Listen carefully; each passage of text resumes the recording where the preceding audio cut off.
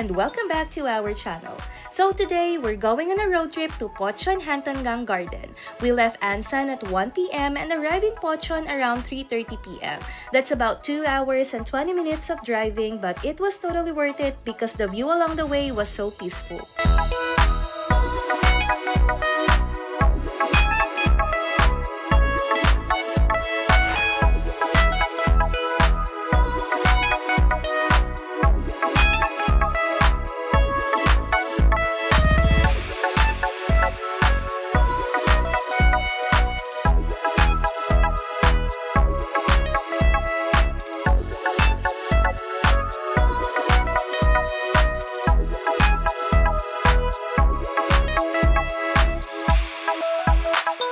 We came here on a weekend, so as expected, it was so crowded. So many people came to enjoy the fall season and the flowers. The temperature was around 16 degrees Celsius, not too cold, just perfect for walking around. The cool breeze felt so refreshing.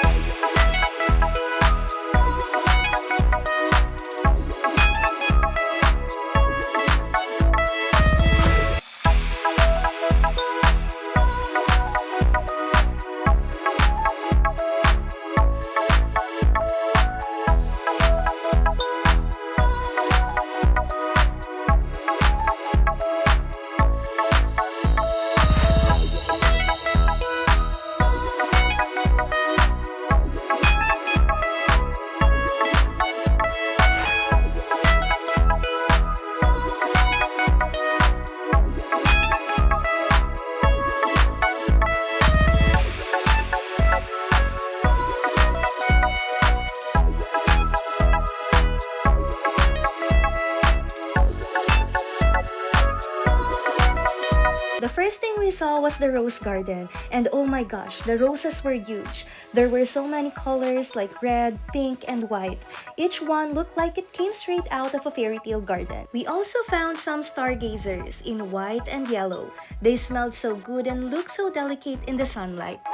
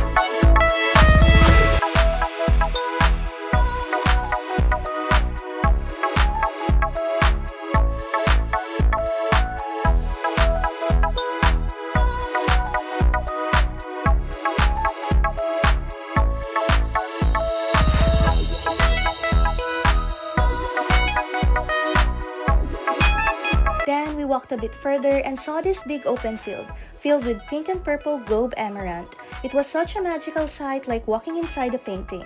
There are photo spots everywhere, and yes, every corner is so Instagram worthy.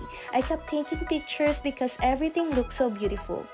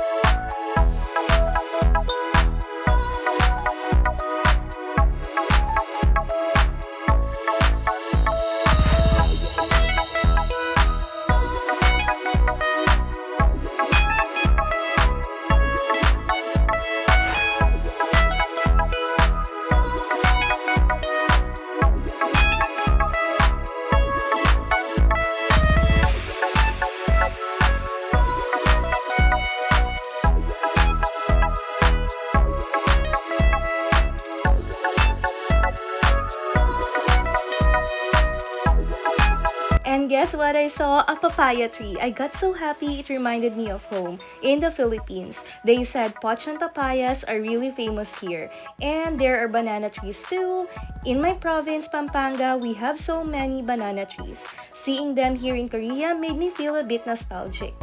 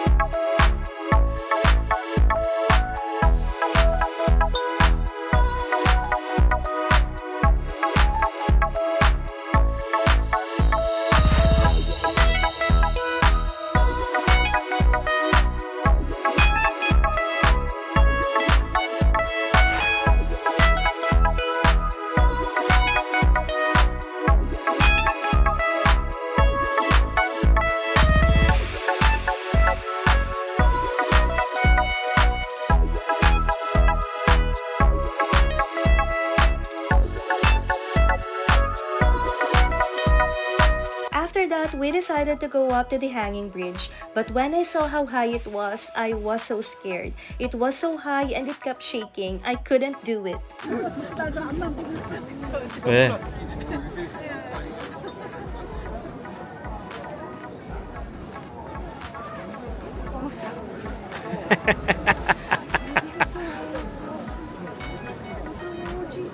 진짜 안 돼. 뭘 안 돼, 뭘 안 돼.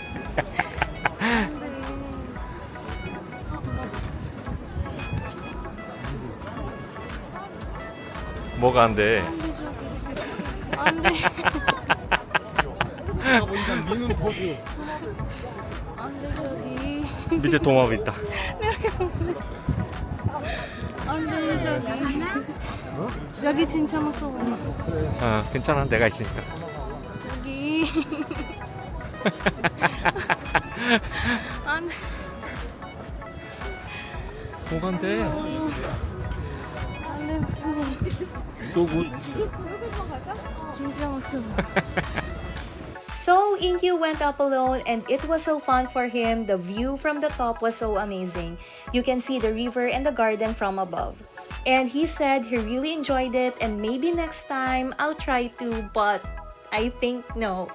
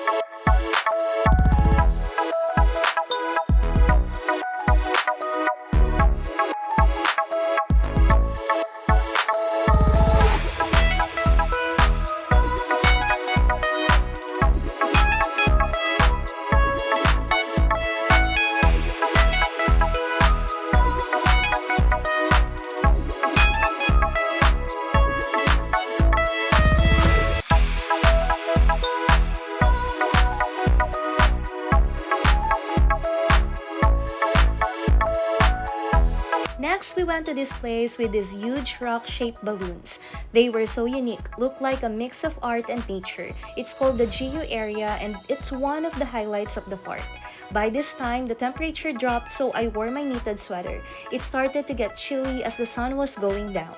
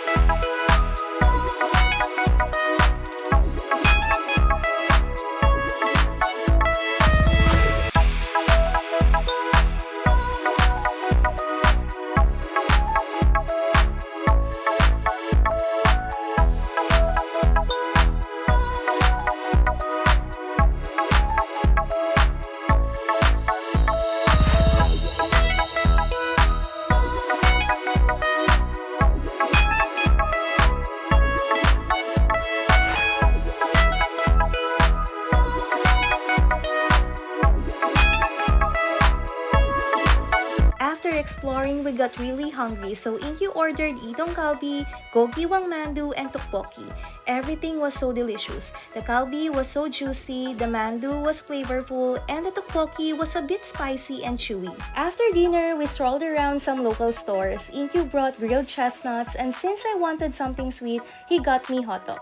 The weather was getting colder, so we grabbed some warm tea, sat for a bit, and just enjoyed the cozy evening.